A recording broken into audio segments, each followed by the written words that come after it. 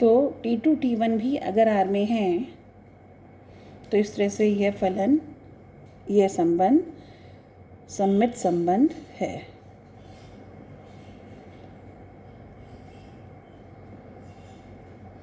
तीसरा हम चेक करेंगे इसकी संक्रामकता को।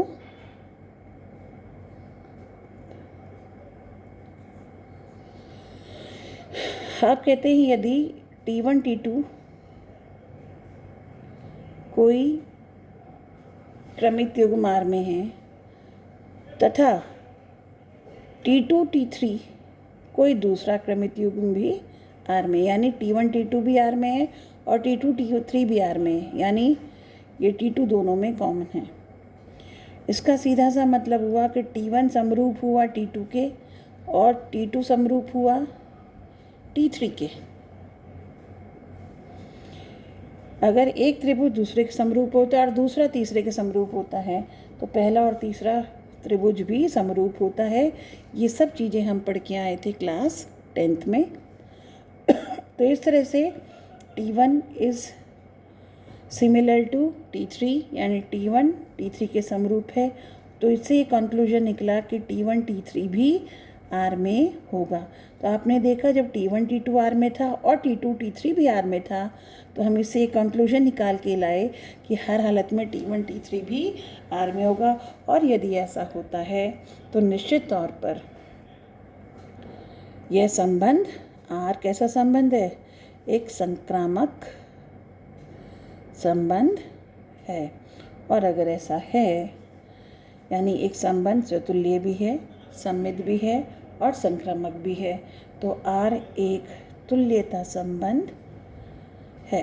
तो आप कह सकते हैं कि यह इस प्रश्न नंबर 12 में जो आपको ये सिद्ध करना था कि ये तुल्यता संबंध है नहीं है, तो तीनों की तीनों स्वतुल्यता, सममितता और संक्रामकता को आपने सिद्ध करके दिखाया और उससे फिर रिजल्ट निकला कि R एक तुल्यता संबंध है। तो ये था आपका प्रश्न नंबर 12। तो ये प्रश्न नंबर 13 पर आइए। इसी तरह से जैसे 11-12वां प्रश्न किया है, इसे भी आप देखेंगे, बहुत आसान है। प्रश्न नंबर 13 ये कहता है कि एक तल में जितने भी बहुभुज संभव हैं, बहुभुज का मतलब होता है मैनी साइडेड क्लोज्ड फिगर, यानी एक ऐसा चित्र जिसमें कई सारी भुजा हों या तीन से ज़्यादा भुजा हों और वह चित्र एक बंद फिगर हो। तो सबसे छोटा बहुभुज त्रिभुज होता है, फिर उससे बड़ा चारभुज यानी चतुर्भुज होता है।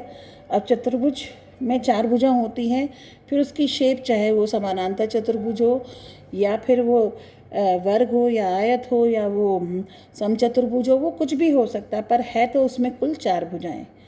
तो किसी भी प्लेन में हम त्रिभुज भी बना सकते हैं, चतुर्भुज भी बना सकते हैं, पंचभुज 5 भुजाओं वाला भी एक पंचभुज इस तरह से बनाया जा सकता है, षटभुज, और 10 भुजाओं का दशभुज और 15 भुजाओं का 15 भुजा वाला एंड सो ऑन, जितने भी संभव है। क्लोज फिगर का मतलब इस तरह से ये बंद होता है और खुला नहीं है और कोई भी साइड से एक दूसरे को क्रॉस नहीं कर रही है। तो इस तरह का जो आपका फिगर होती है हम बहुभुज कहते हैं। 2 फिगर से कभी भी दो साइड से कभी भी क्लोज्ड फिगर नहीं बन सकती है, तो 2 साइड का कभी भी कोई बहुभुज नहीं होता। सबसे छोटा बहुभुज त्रिभुज ही होता है और उसके बाद तो बड़े की कोई सीमा ही नहीं है, कितनी भुजाओं का वह त्रिभुज बहुभुज बन सकता है। अब इसके बाद यहाँ ये क्वेश्चन है कि इन बहुभुजों में जो रिलेशन है वो इस तरह से होगा कि P1 P2 अगर हम ले रहे हैं तो ये वो बहुभुज है जिनकी भुजाएं बराबर है, यानी P1 की जितनी भुजा है P2 की उतनी भुजा है। कहने का मतलब एक चतुर्भुज ABCD है, एक चतुर्भुज PQRS है, तो चतुर्भुज ABCD और PQRS ये दोनों का आपस में इस संबंध के अंतर्गत, तो पहले वाले चतुर्भुज को P1 मान लिया तो किसी दूसरे चतुर्भुज को P2 मान लिया, तो यानी हर एक चतुर्भुज किसी दूसरे चतुर्भुज से संबंध रखेगा, हर एक त्रिभुज किसी दूसरे त्रिभुज से संबंध रखेगा, इस संबंध के तहत आएगा। हर एक एक पंचभुज किसी दूसरे पंचभुज से संबंध के तहत यहाँ लिखा जाएगा। तो इस तरह से ये आपका ये संबंध है। अब इसमें हमें चेक करना है कि यह एक तुल्यता संबंध है, यानी सिद्ध करना है हमें ये तुल्यता संबंध है या नहीं है। तो इसके लिए फिर वही स्वतुल्यता देखेंगे।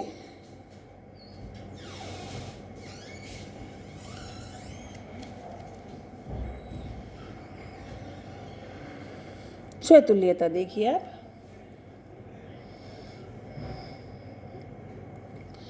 स्वतुल्यता में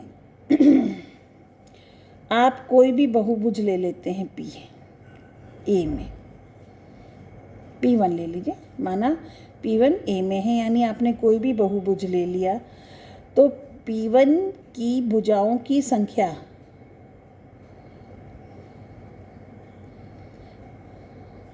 P1 की भुजाओं की संख्या के बराबर ही होगा।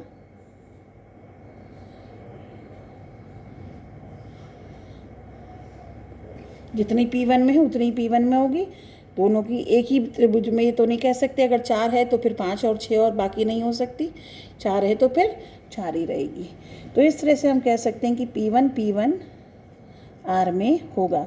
तो हर एक बहुभुज अपने आप से ये संबंध रखेगा, क्योंकि हर एक बहुभुज में जब अपने आप से कंपेयर किया जाएगा कि क्या दोनों की साइड्स, नंबर ऑफ साइड्स बराबर है, तो आप कहेंगे हाँ दोनों की नंबर ऑफ साइड्स बराबर है। अतः P1 R में होगा, जहाँ P1 कोई भी प्रत्येक, कोई भी मतलब प्रत्येक बहुभुज है इस सेट A का। तो इस तरह से संबंध R एक स्वतुल्य संबंध है। तो पहली बाधा पार हो गई। आइए नंबर 2 पर, इसे हम बताते हैं सममितता के बारे में। सममित संबंध है या नहीं, सममितता कह लो, सममित संबंध कह लो, एक ही बात है। प्रत्येक P1 P2 हमने R में से, यानी R में से हमने एक क्रमित युग्म उठाया P1 P2 और कोई भी एक क्रमित युग्म उठाया, तो प्रत्येक के लिए बात हो रही है। कोई भी क्रमित युग्म P1 P2 अगर हमने उठाया तो इसका सीधा सा मतलब है नंबर ऑफ साइड्स, यानी P1 की sides equal to number of sides of P2। इसका मतलब number of sides of P2 is equal to number of sides of P1। जब number of sides of P2 equal to number of sides of P1 है, इसका सीधा सा मतलब P2 P1 कहाँ होगा, R में। तो अगर P1 P2 R में था तो P2 P1 भी R में है। तो प्रत्येक P1 P2 जो कि R में था उसके लिए हमारे पास P2 P1 भी अगर R में है, तो इस तरह का संबंध सममित संबंध कहलाता है।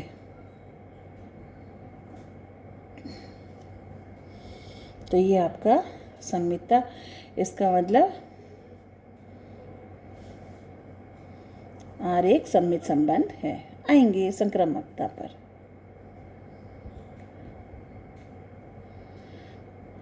संक्रामकता हम कहते हैं यदि P1 P2 R में है तथा P2 P3 भी R में है, इसका मतलब P1 की भुजाओं की संख्या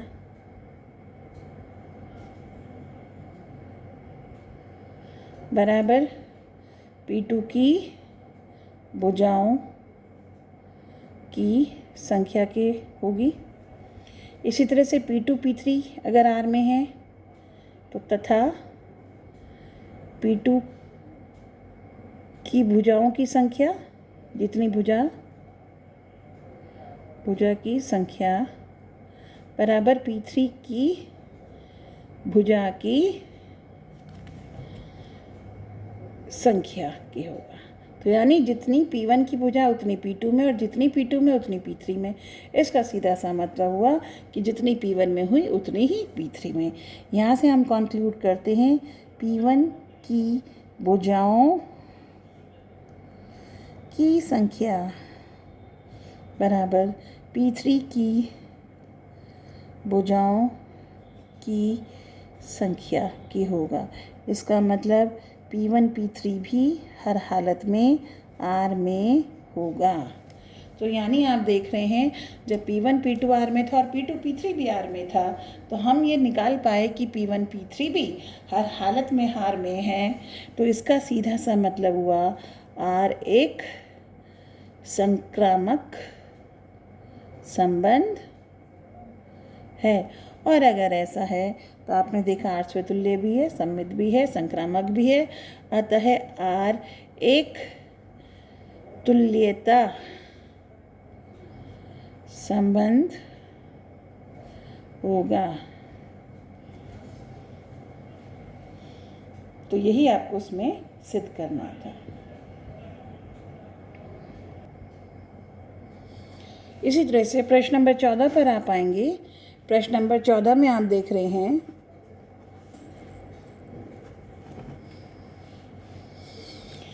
प्रश्न नंबर 14 ये कहता है कि let L be the set of all lines in XY plane. यानी ये एक XY प्लेन है, यानी X एक्सिस है और ये Y एक्सिस है, एक प्लेन है, और इसमें जितनी भी लाइंस खींच सकते हैं, ऐसे ऐसे ऐसे ऐसे, जैसे भी कर आप लाइन खींचेंगे, टेढ़ी मेढ़ी, ऊपर नीचे, किसी भी डायरेक्शन में खींच सकती हैं। तो जो है L जो है सेट है सभी रेखाओं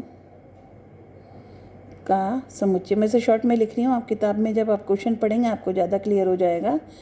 किसी तल में जितनी भी रेखाएं खींची जा सकती है उनका समुच्चय।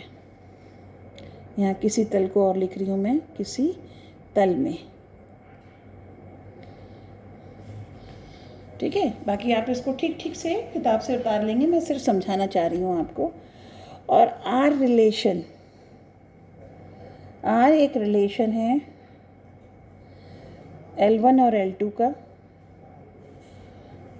जो ये कहता है कि L1 और L2 ऐसी दो रेखाएं लेनी जो पैरेलल हो। यानी अगर इस समतल में, तुम्हारा फ़ोन बज रहा है क्या, L1 L2 L3, ये बहुत सारी लाइन, ये सारी पैरेलल है।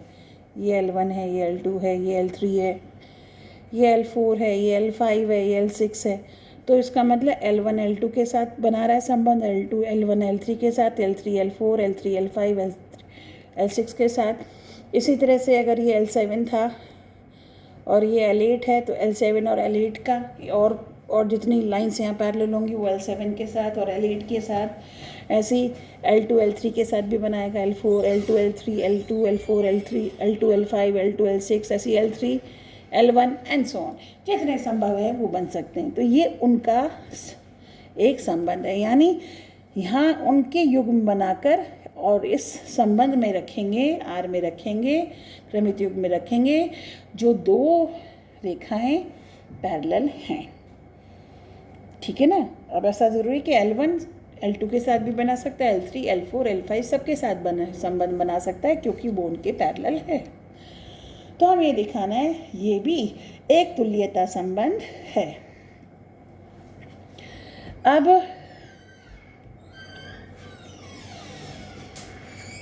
तुल्यता संबंध के लिए पहले स्वतुल्यता पर हम आते हैं कि हर एक line for all L1 belongs to L। यानी कोई भी एक लाइन ले ली, चूँकि प्रत्येक रेखा स्वयं के समानांतर होती है, पैरेलल होती है, इसका मतलब L1 L1 के पैरेलल होगा, तो हर हालत में L1 L1 R में होगा। अतः R क्या है, स्वतुल्य है। सेकेंड पार्ट, यदि for all L1 L2 belongs to R, यानी L1 L2 R में है, तो सीधी सी बात है L1 पैरेलल होगा L2 के, तो इसका सीधा सा मतलब है L2 भी पैरेलल होगा L1 के, and then it is implies L2 L1 also present in R। यानी यदि L1 L2 R में था तो L1 L2 के पैरेलल होगा। यदि L1 L2 के पैरेलल है तो हम ये कह सकते हैं L2 भी L1 के पैरेलल है, अतः L2 L1 भी R में होगा। अतः R सममित संबंध है। देन कम्स टू थर्ड, संक्रामकता। यदि L1 L2 R में है और L2 L3 भी R में है, इसका सीधा सा मतलब L1 पैरेलल है L2 के तथा L2 पैरेलल है L3 के। और जब दो लाइन किसी तीसरी लाइन के पैरेलल होती है, समानांतर होती है, तो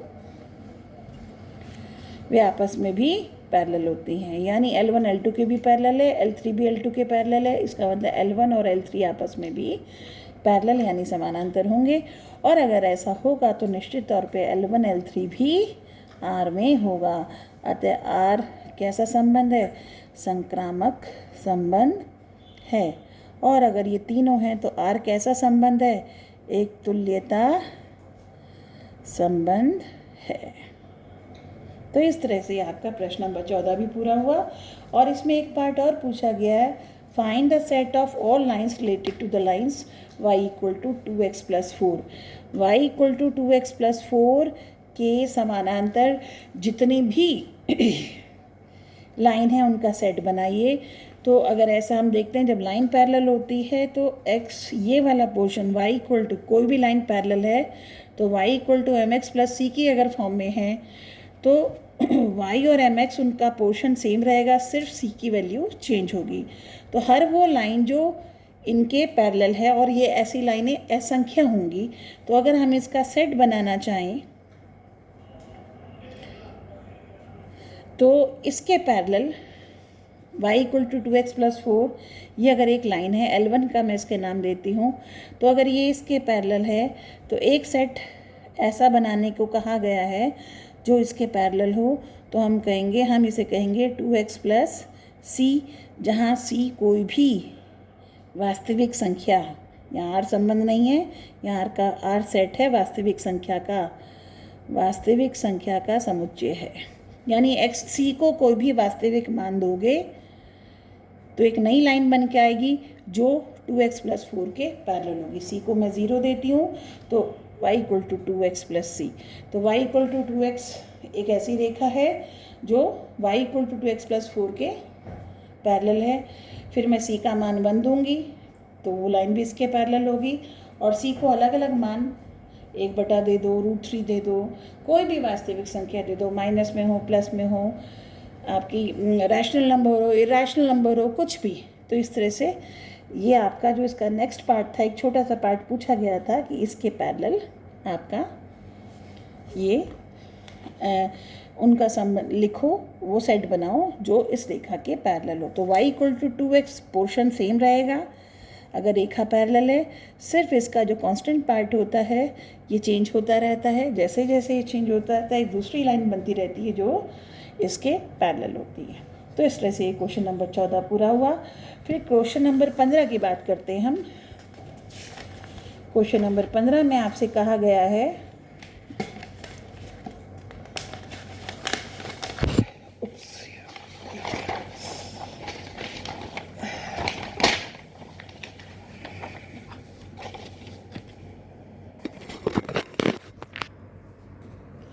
क्वेश्चन नंबर 15 आपका ऑब्जेक्टिव टाइप क्वेश्चन है, मल्टीपल चॉइस है। ये कहते हैं R एक रिलेशन है सेट 1 2 3 4 में, एक सेट है 1 2 3 4, और R एक रिलेशन है और ये दे रखा रिलेशन आपको 1 2 3 2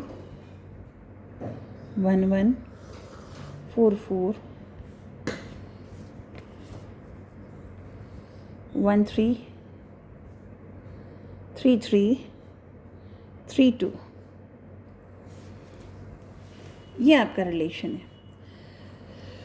अब आपसे पहला पार्ट है कि मतलब इसमें आपको 4 पार्ट है, इनमें से कौन सा सही ये बताना है।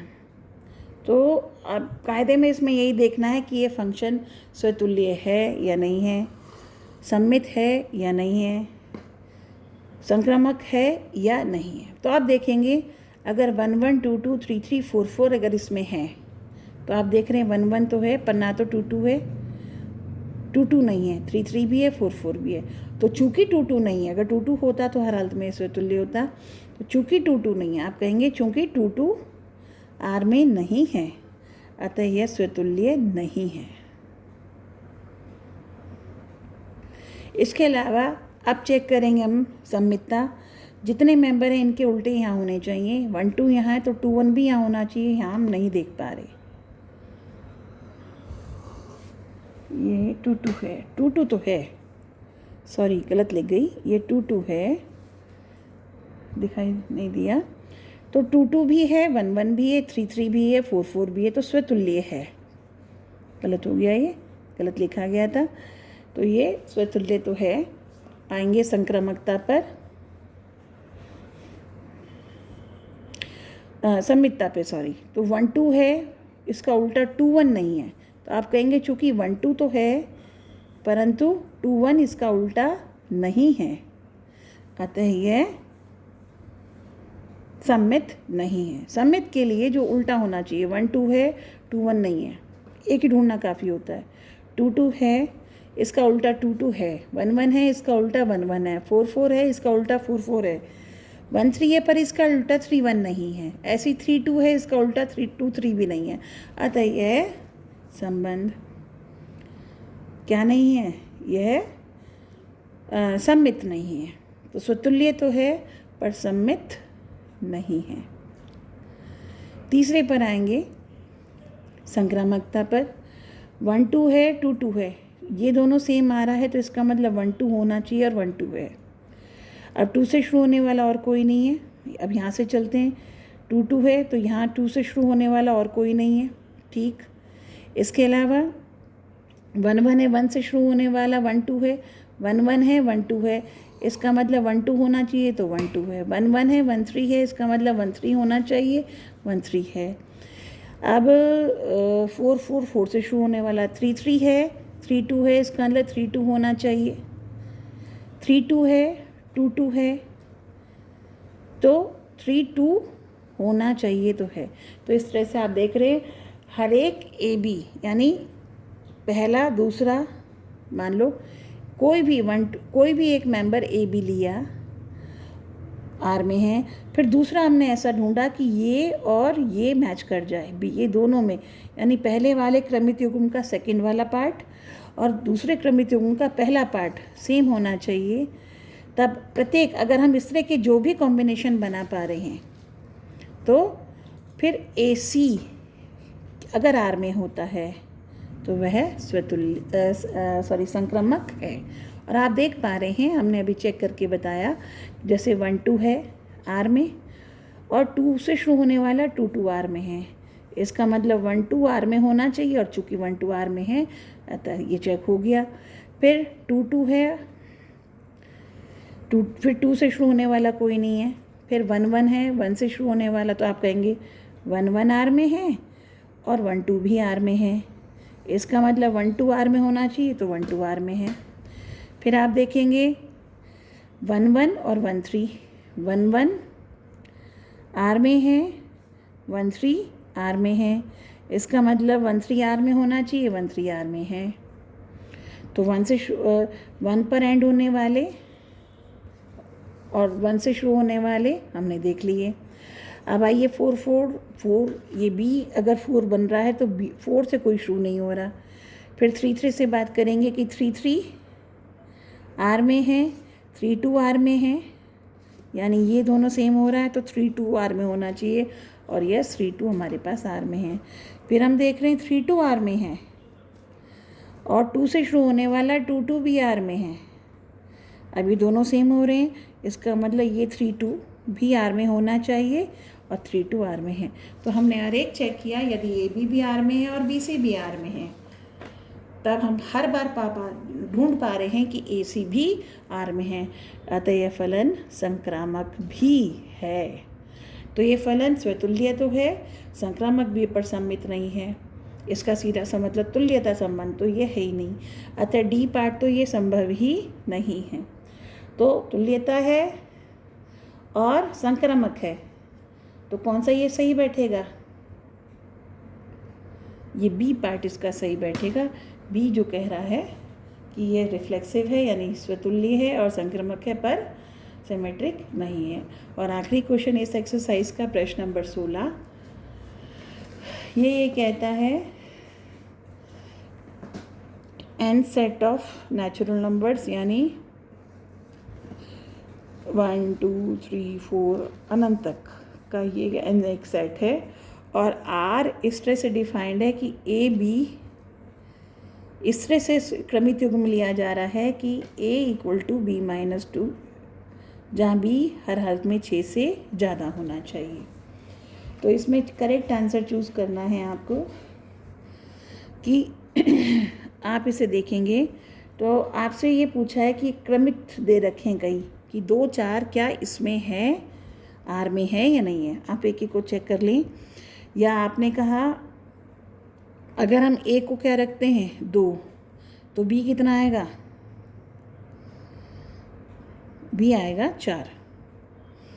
तो A को 2 B को 4 रखने पर यानी 2 4 R में है, दिख ही रहा है, यस है। कहने की बात यह है कि A और B की वैल्यू 1 से लेकर, लेकिन B का मान 6 से बड़ा होना चाहिए। B का मान यहाँ कहते हैं 6 से बड़ा होना चाहिए, पर हमारा यहाँ B का मान कितना आ रहा है 4, तो 6 से छोटा मान नहीं लेंगे, तो यानी 2 4 हमारा R में नहीं है। B की जो परमिसिबल वैल्यू, तो कायदे में अगर इस कंडीशन से हम बनाएं कि B कम 6 से ऊपर होना चाहिए, तो B का मान अगर 7 है, 7 - 2 यानी 5, तो पहला जो मेंबर बनेगा वो बनेगा 5 7, R में जो पहला मेंबर बन के आएगा। फिर हम रखेंगे B को 8, तो ये आएगा 6, तो इस तरह से मेंबर बन के आएंगे। फिर हम B को रखेंगे 9, तो A आएगा आपका 7। A जो है B से 2 कम है, तो 7 9, फिर अगला नंबर 5 6 7 8 10 9 11 एंड सो ऑन, इस तरह से अनंत तक ये बनते चले जाएंगे। तो अब आप मैंने R बना के देख दिया, अब इससे आप चेक कर लीजिए कौन सा इसमें आ रहा है, कौन सा नहीं आ रहा। तो आप देख पा रहे हैं कि तीसरा वाला पार्ट इसका सही है, यानी 6 8 इसमें है, बाकी इसके सारे गलत हैं और यही पार्ट यहाँ तक सही है। तो ये आपकी एक्सरसाइज रिलेशन तक पूरी हो गई। जिस बच्चे को फिर भी किसी क्वेश्चन में डिफ़िकल्टी आती है उसको मैं डायरेक्ट व्हाट्सएप वीडियो कॉल पर आपका प्रॉब्लम सॉर्ट आउट कर दूँगी। Thank you.